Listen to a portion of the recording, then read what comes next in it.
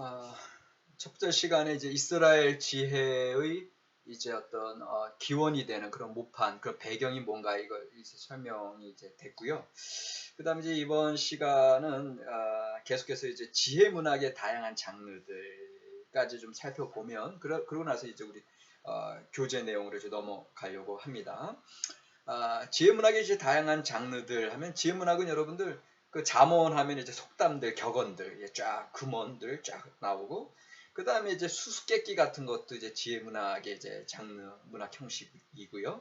그 다음에 우화 같은 거, 우화도 이제 많이 나오잖아요. 요담의 우화랄지 어떤 동식물을 이제 비유한 그런 우화들을 보면 이것도 이제 지혜 문학의 이제 전통적인 장르가 되겠고요.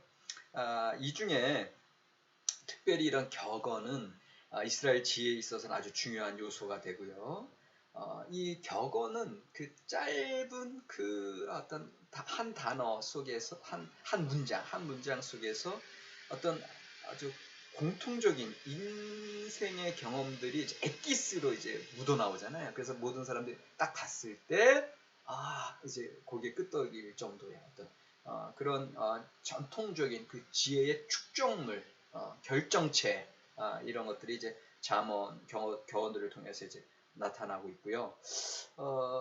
이게 이제 어떤 잠언이 딱 선포됐을 때, 잠언의 한 문장을 딱 들었을 때, 각 사람들에게 딱 다가오는 내용들. 그래서 그 말씀 때문에, 그 문장 때문에 내가 환기가 되는 거죠. 이제까지는 이 문제에 빠져 있었는데 그걸 듣는 순간 이 문제를 바라보는 다른 시각이 생기는 거죠. 이게 이제 격언의 어떤 중요한 기능, 새로운 시각을 제공한다라는 면에서 중요한 기능이고요. 그 다음에 이제 대화도 많이 나와요. 대화가 지혜 문학에서는 사실은 지혜 교육에서는 근본이죠. 소크라틱, 디알렉틱, 소크라테스도 제자들 교육할 때 늘 대화, 소크라테스의 대화, 플라톤이 남긴 책들 보면은 질문과 대답과 함께 이야기하는 가운데 그 새로운 깨달음으로 나아가잖아요. 참 여러분들 이게 우리가 말이라고 하는 거, 내가 가만히 있을 때는 뭐 아무것도 그냥 내 생각 안에 멈춰 있잖아요. 그러나 상대방과 대화하고 선생님과 대화하고 동료들과 대화할 때 말이 길을 만든다 이런 얘기가 있잖아요. 그러니까는 이게 지혜 교육에 있어서는 이제 대화라고 하는 건 너무너무 중요하다. 그래서 이제 욥기 같은 경우에 욥기는 이제 어떤 문학 형식은 대화체예요. 욥기는 처음에 천상회의에서 하나님과 사탄과의 대화로 시작하고 모든 중간 대부분을 차지하는 중간 부분은 욥과 새 친구들과의 대화고 그 다음에 끝에 하나님의 폭풍을 쉬면서는 하나님과 욥과의 대화고 그러니까 이런 대화체 자체가 이제 지혜 문학의 아주 전형적인 장르가 되겠고요. 그 다음 이제 비교 이제 뭐뭐는 뭐뭐한데 뭐뭐는 뭐뭐하다 해서 대조하고 비교하는 것들 통해서 또 지혜의 통찰을 얻을 수가 있고 그다음에 비유, 메타포, 비유를 통해서 여러분들 예수님이 지혜교사라고 이제 마태복음에 이제 물론 모든 복음서에서 그렇게 나오죠. 마태복음에서 특별히 이제 등장하게 되는 것은 예수님의 패러블 이제 메타포라고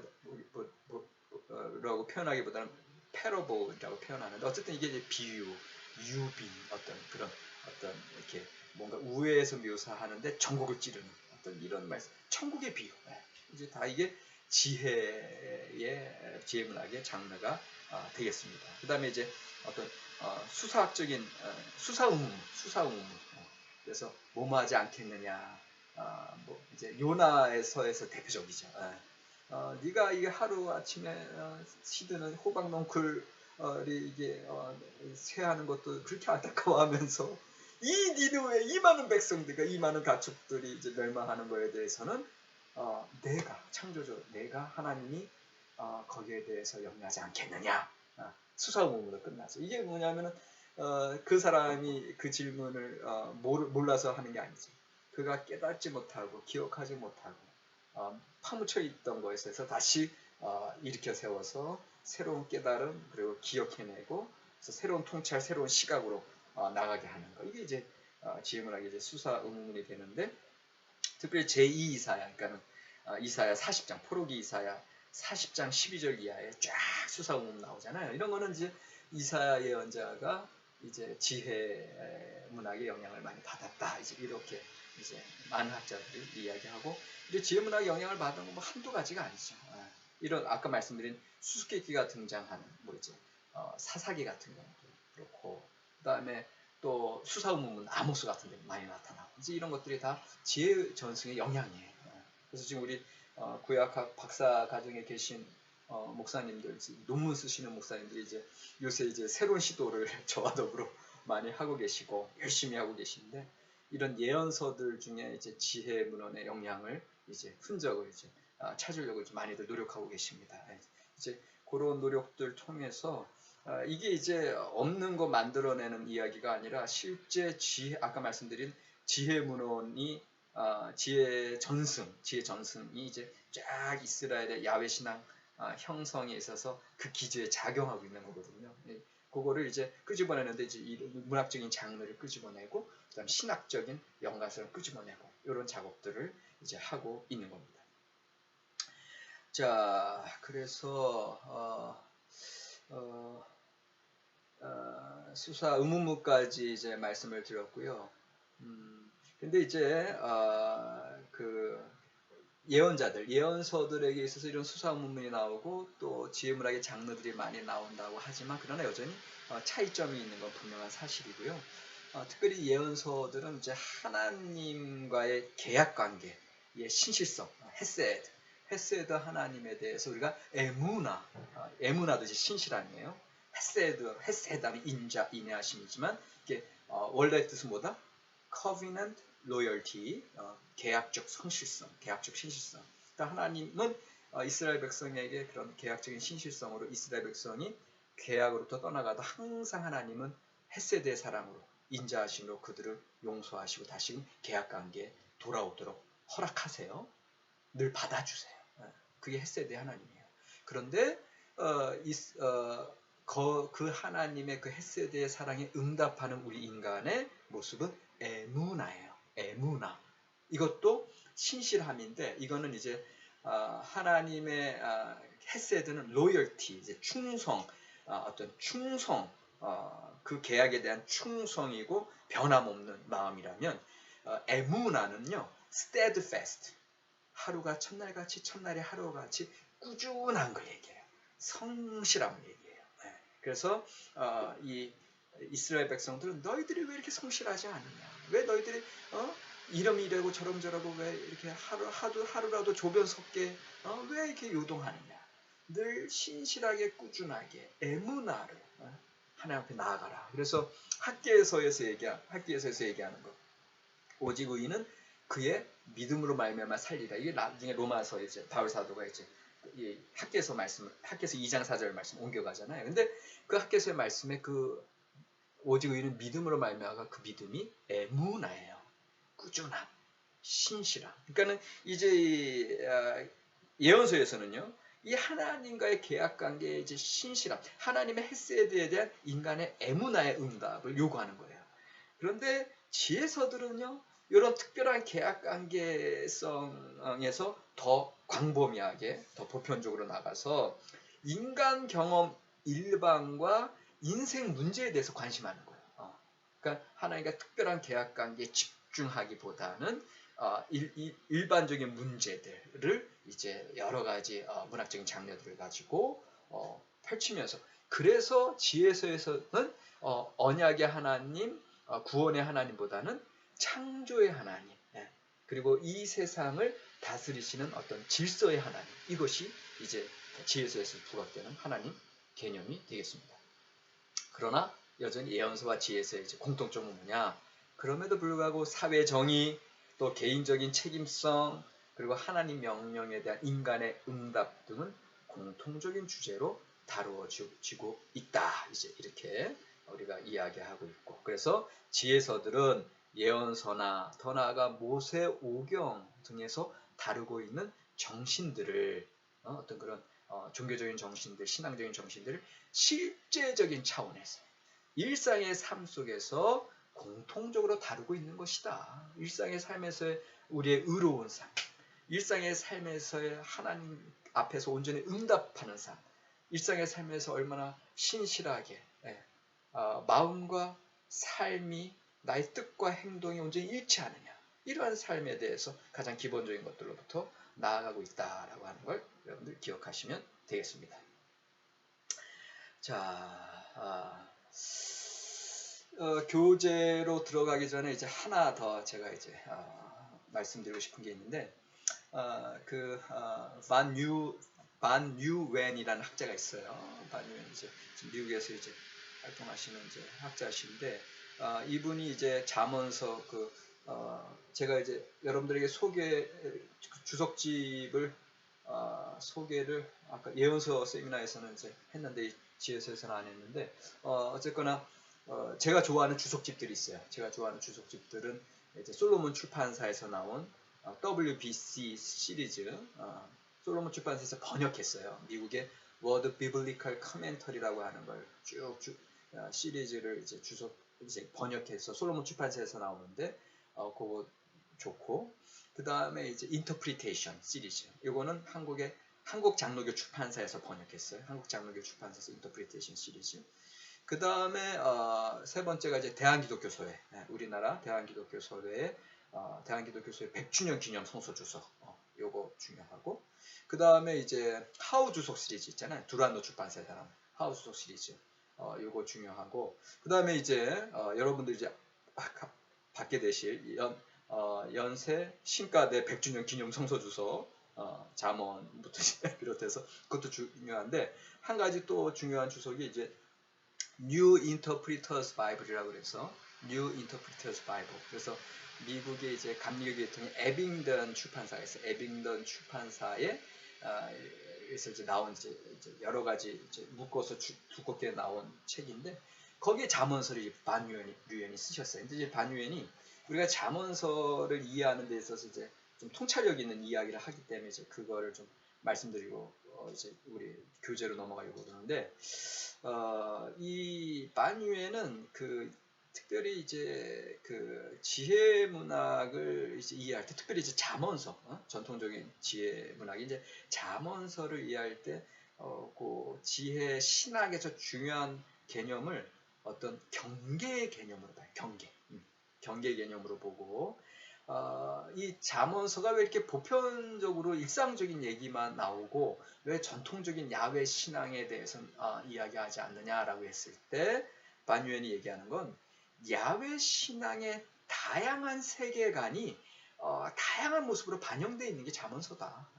그런데 그 다양한 세계관을 반영하고 있는 모습에서 핵심 개념이 이전 경계 개념으로 봤을 때 지혜 문학을 우리가 이해하기 쉽다, 이렇게 말씀하고 계세요. 자, 이분 얘기가 그 경계 개념이 이제 두 가지로 나뉘는데, 한 가지는 이 세계의 근본 구조가 경계로서 지금 완성되어 있다라는 얘기고, 두 번째 얘기는 인간에게 양극성의 이중적인 욕구가 있다는 거예요. 그러니까 우리가 경계 개념이라고 했을 때는 그 경계의 양극단에, 이 경계의 이 극단에는 이제 양극성이 있다는 거죠. 그러니까 결국 이분이 경계 개념으로 이 세계의 보편적인 우주 구조, 땅과 하늘, 빛과 어둠, 이런 이중적인 경계 개념들과 그 다음에 인간에게 있어서도 이런 이중적인 욕구들, 그런 경계 개념으로 이제 풀어 가시는데, 특별히 이제 그 인간에게 있어서 그 이중적인 욕구가 이제 두 가지, 지혜의 욕과 성의 욕으로 나뉘어요. 그러니까 다분히 잠언서가 생각나죠. 지혜의 욕 가면은 지혜의 말씀을 듣고 지혜 여인의 초대에 응답하는 그런 젊은이들. 근데 성의 욕으로 빠져가는 사람들은 잠언에서 얘기하는 미련한 여인의 초대, 그 다음에 소위 음녀의 유혹에 빠져드는 사람들. 그러니까 이런 인생 자체가 지혜의 욕과 성의 욕이 있다. 그래서 이 경계 개념, 하나님의 경계를 잘 지키고 그 경계가 만들어 놓은 질서대로 살아가는 게 지혜욕이고, 그 지혜는 알면 알수록 정말 그 지혜와 사랑하고 지혜에 빠져든다는 얘기고, 그 경계를 자꾸 넘어가고 방자해지고 그렇게 이 세상에 이제 방탕해지는 것들 자체는 이제 성의욕, 그 경계를 넘어섬으로 결국은 제일 대표적인 게 이제 선악과를 따먹는 것 자체는 신과 인간의 경계를 넘어서는 거거든요. 그러니까 그럴 때 이제 죄악이 들어오고 타락할 수밖에 없다. 이제 이게 이제 반유엔의 이제 그 지혜 신학을 얘기할 때 이제 경계 개념이고, 자신도 이제 지혜 신학을 풀어 나갈 때, 해석해 나갈 때 이 경계 개념들을 이제 많이 이제 적용을 하게 되는데, 근데 이제 이 경계 개념이 또 이제 조심해야 될 부분이 있어요. 이 경계 개념 조심해야 될 건 뭐냐면, 세상에 모든 게 다 경계되어 있고, 그게 다 질서를 이루고 있다고 하는 것은 다 구조화되어 있다라는 거고, 그렇다면 지금 나에게 주어진 그런 기본 체제에 순응하며 살아가라는 말이냐. 다시 말하면 기득권이 만들어 놓은 어떤 그런 경계들, 질서들을 넘어서지 말고 그냥 위를 바라보지 말고 그냥 아래만 바라보고 살아. 이런 개념으로 또 떨어질 수도 있어요. 그런데 거기에 대해서 반유회는 또 뭐라고 얘기하냐면, 지금 경계 개념은 초월적인 경계 개념을 얘기하고 하나님의 창조 질서 개념을 얘기하는 거다. 때문에 오히려 경계 개념은 이 기존의 불공평한 사회를 개혁하는 능력으로 드러나게 되어 있다. 제대로 하나님의 지혜의 삶, 경계의 삶을 그 초월적인 경계 개념으로 온전히 살아나가려고 늘 노력한다면, 하나님의 지혜가 말씀이 살아있다면 그 부정의하고 불공평한 그런 사회적인 구조는 이제 하나님의 선하신 창조 구조로 계속해서 개혁되고 변혁되고 갈 수 있다라고 얘기하는 겁니다.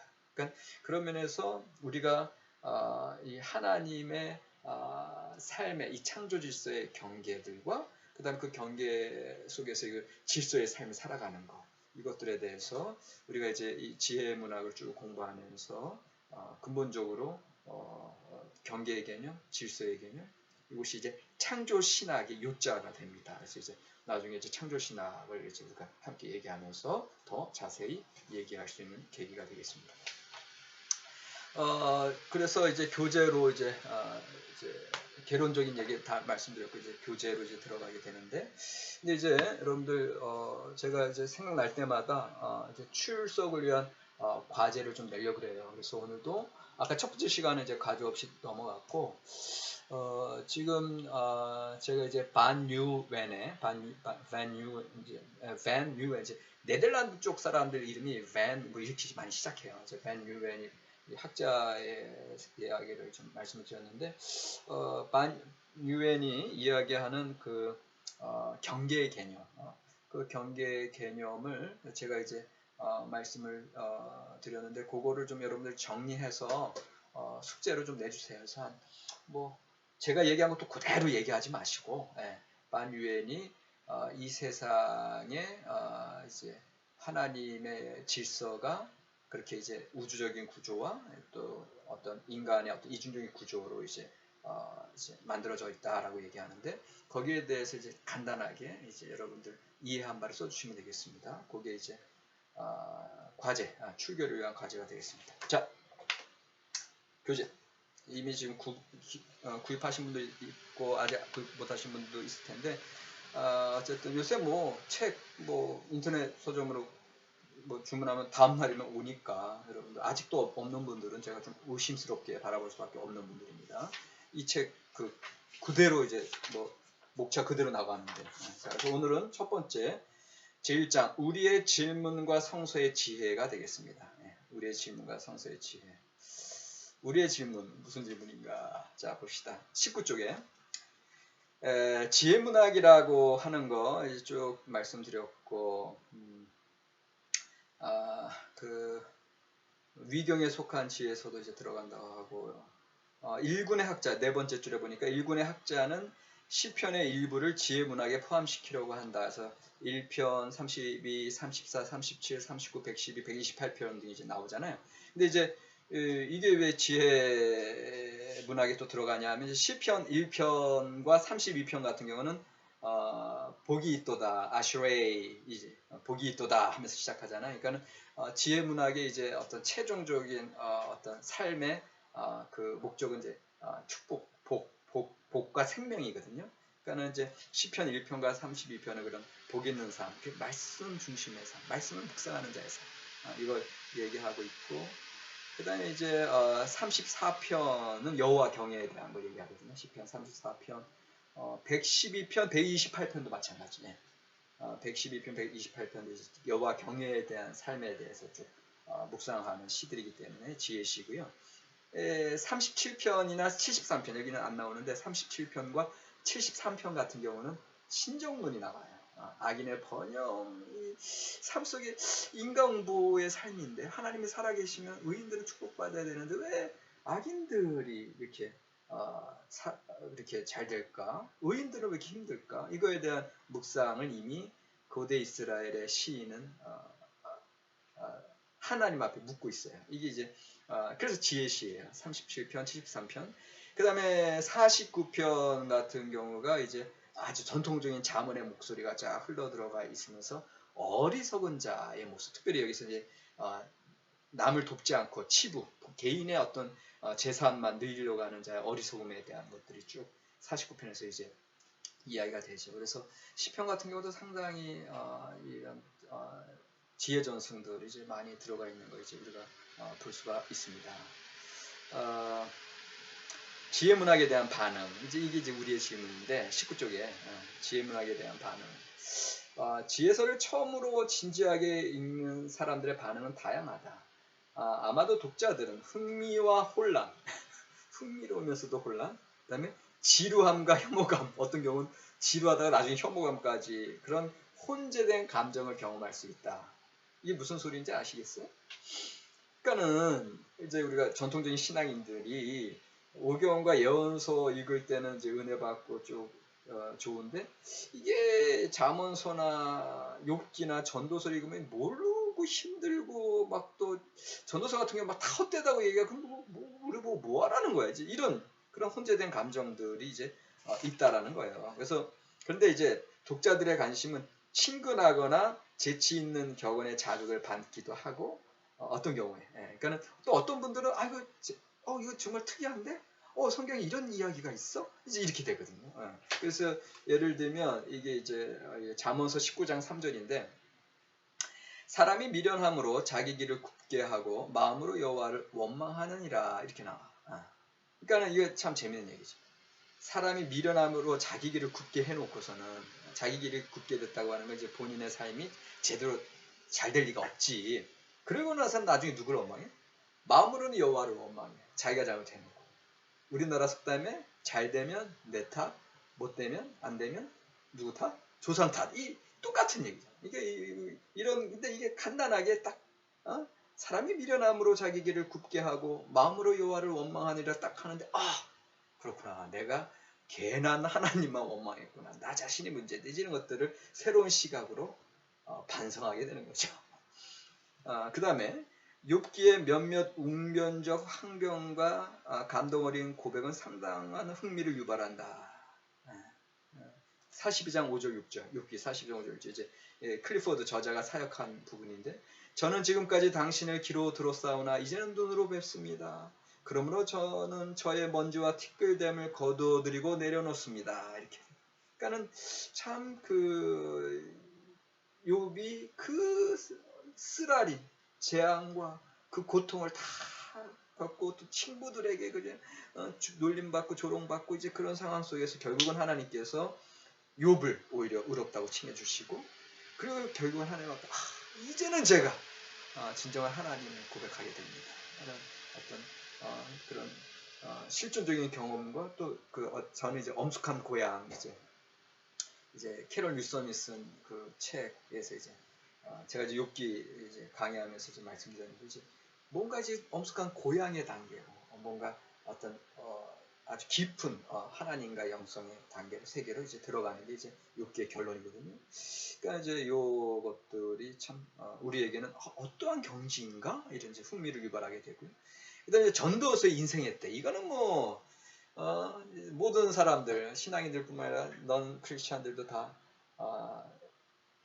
3장 1절에서 4절 전반절, 범사의 기한이 있고 천하만사가 다 때가 있나니 날 때가 있고 죽을 때가 있으며 심을 때가 있고 심은 것을 뽑을 때가 있으며 죽일 때가 있고 치료할 때가 있으며 헐 때가 있고 세울 때가 있으며 울 때가 있고 웃을 때가 있으며 참 이런 철학적인 어떤 반성, 통찰, 이게 이제 전도서예요. 네. 그러니까 이제 이제 근데 보세요, 바로 밑에 모든 내용이 곧바로 이해되는 것은 아니다. 독자는 잠언의 지혜 여인의 연설에 당하기 쉽다.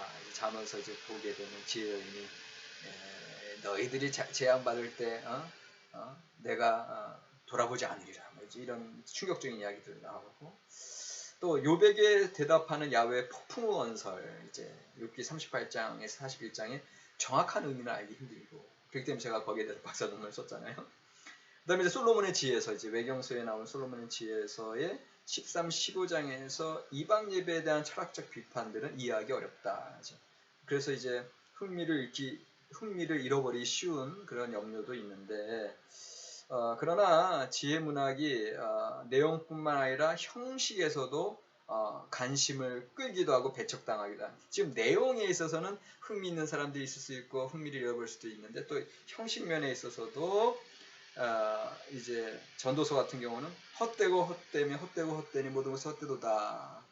이게 이제 이렇게 시작하고 이렇게 이제 끝나는데 이것이 우리에게 무엇을 얘기하고 있는가? 관심 있어 하는 분들은 관심 있어 할 텐데 또 뭐 성경에 이런 이상한 말이 있어 이제 좀 그렇게 반응하실 분도 있을 거고요. 그다음에 욥기에서의 하나님의 언설은 번역문으로 이제 21쪽 넘어왔어요. 욥기에서의 하나님의 언설은 번역문으로 보더라도 웅장하다. 폭풍 신언설. 제가 박사 논문 썼다 그러지 않았습니까? 이거는 참 대단한 말씀. 물론 상당히 어려운 부분인데 번역문으로 보더라도 그다음에 그냥 일반 문학사에 있어서도 욥기는 참 대단한 문학으로 취급받고 그 중에서도 이제 절정은 하이라이트는 이제 하나님의 폭풍을 신언설이 되겠습니다. 그 다음에 이제 솔로몬의 지혜서 7장 22절 후반절에서 8장 1절에 지혜에 대한 묘사는 위험에 차 있다. 그래서 사람들에게 관심을 끌게 해도 되는데 반면에 잠언에서 지루하게 나열되는 격언과 실학서에서 이제 무겁게 느껴지는 실학서, 집회서라고 했어요. 실학서에서 무겁게 느껴지는 도덕적 서술들은 매력이 없다. 그렇기 때문에 지혜 문학이